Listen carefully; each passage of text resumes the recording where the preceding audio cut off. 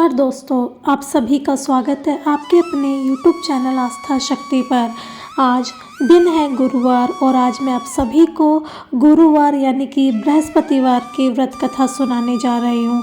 प्राचीन काल की बात है, किसी राज्य में एक बहुत बड़ा प्रतापी और दानवीर राजा राज्य करता था।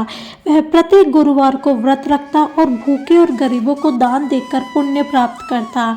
लेकिन यह बात उसकी रानी को अच्छी नहीं लगती। वह ना तो दान देती और ना ही व्रत करती और राजा को भी ऐसा करने के लिए मना करती थी। एक बार राजा शिकार खेलने के लिए वन में चला गया। महल में रानी और दासी थी। उसी समय बृहस्पति देव साधु का रूप धारण करके राजा के दरवाजे पर भिक्षा मांगने आए। साधु ने जब रानी से भिक्षा मांगी तो रानी ने कहा, हे महाराज, मैं इस दान पुण्य से तंग आ चुकी हूँ। आप कोई ऐसा उपाय बताए जिससे कि सारा धन नष्ट हो जाए और मैं आराम से रह सकूँ। साधु के रूप में बृहस्पति देव ने कहा, हे देवी, तुम तो बड़ी ही विचित्र हो। संतान और धन से कभी कोई दुखी होता है? अगर धन अधिक है तो इसे शुभ कार्यों में लगाओ। कुंवारी कन्या का विवाह करवाओ, विद्यालय और बाग बगीचे का निर्माण करवाओ। ऐसा करने से तुम्हारे दोनों लोग सुधर जाएंगे। परंतु साधु की इन बातों से रानी को कोई खुशी नहीं हुई। उसने कहा, मुझे तो ऐसे धन की आवश्यकता ही नहीं है जिसे मैं दान में दूं और जिसे संभालने के लिए मेरा समय नष्ट हो जाए।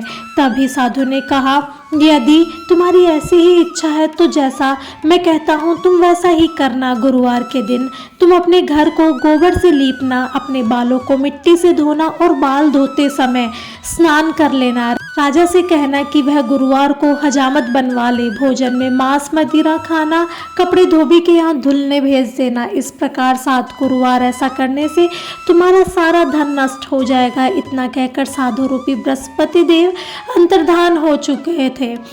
साधु के कहे अनुसार बातों को पूरा करते हुए रानी को केवल 3 ही बृहस्पतिवार बीते थे कि राजा की सारी धन संपत्ति नष्ट हो गई और भोजन के लिए राजा रानी का परिवार तरसने लगा। तब एक दिन राजा ने रानी से कहा, रानी, तुम यहीं पे रहो, मैं दूसरे देश को जाता हूँ क्योंकि यहाँ पर सभी मुझे जानते हैं, इसलिए मैं कोई छोटा मोटा कार्य भी नहीं कर सकता। ऐसा कहकर राजा परदेश चला गया।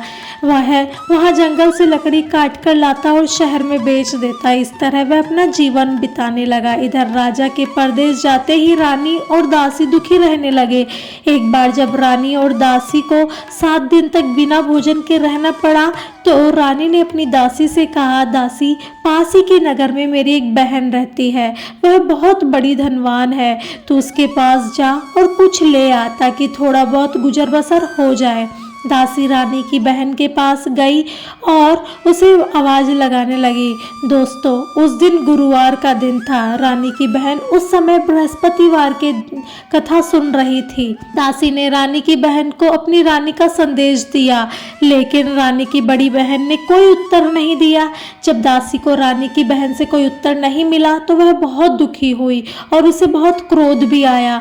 दासी वापस आकर रानी को सारी घटना बताती है। यह सुनकर रानी ने अपने भाग्य को बहुत कोसा, लेकिन उधर रानी की बहन ने सोचा कि मेरी बहन की दासी आई थी परंतु मैंने उसे कुछ नहीं बोला और यह जानकर वह बहुत दुखी हुई होगी। रानी की बहन ने कथा पूरी की और पूजन समाप्त करके वह अपनी बहन के घर आई और उससे कहा, बहन, मैं बृहस्पतिवार का व्रत कर रही थी, तुम्हारी दासी मेरे घर आई थी परंतु जब तक कथा होती है तब तक ना तो उठते हैं और ना ही बोलते हैं, यही इसीलिए मैं कुछ नहीं बोली। अब तुम बताओ, दासी मेरे यहाँ क्यों आई थी? रानी ने कहा, बहन, मैं तुमसे क्या ही छुपाऊं, हमारे घर में खाने तक को अनाज नहीं है। ऐसा कहते कहते रानी की आंखें भर आई। उसने दासी समेत पिछले 7 दिनों तक भूखे रहने की अपनी बात बताई।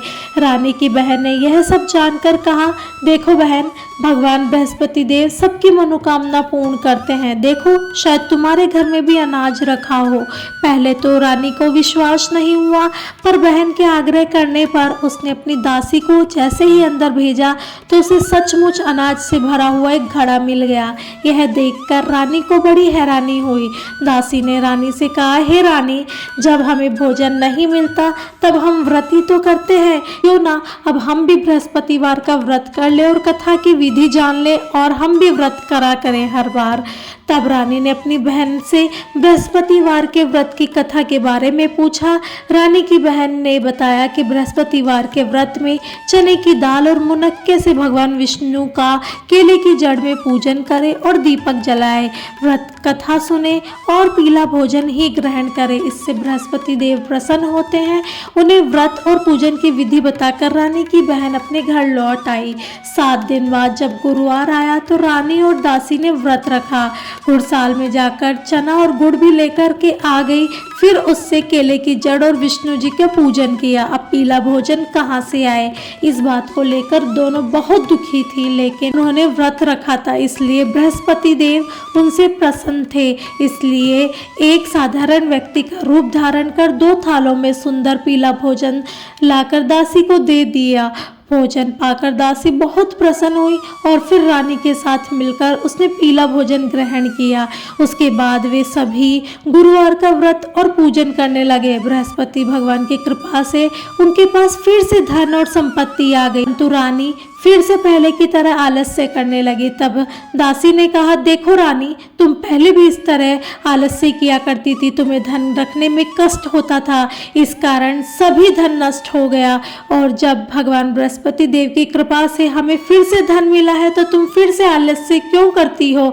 रानी को समझाते हुए दासी ने कहा, बड़ी मुसीबतों के बाद हमने इस धन को पाया है, इसलिए हमें इसे दान पुण्य में खर्च करना चाहिए।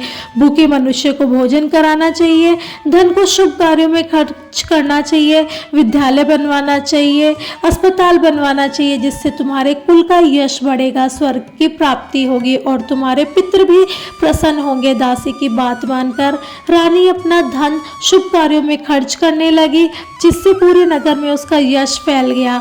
दोस्तों, यह थी बृहस्पतिवार व्रत की कथा। बृहस्पतिवार व्रत की कथा के बाद श्रद्धा से आरती भी करनी चाहिए, जिसके बाद प्रसाद बांटकर उसे ग्रहण करना चाहिए। तो दोस्तों, आपको ये कथा कैसी लगी? अच्छी लगी तो आप जल्दी से हमारे चैनल को सब्सक्राइब कर लीजिए, शेयर कीजिएगा इस वीडियो को और लाइक कीजिएगा। धन्यवाद।